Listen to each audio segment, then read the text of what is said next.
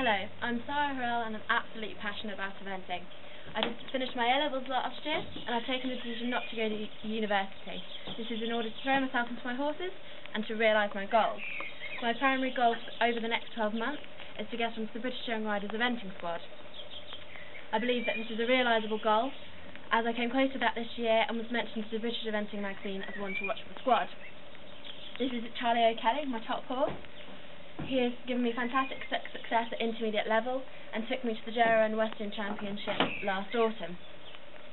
I also have an Irish sports horse who I backed and produced myself.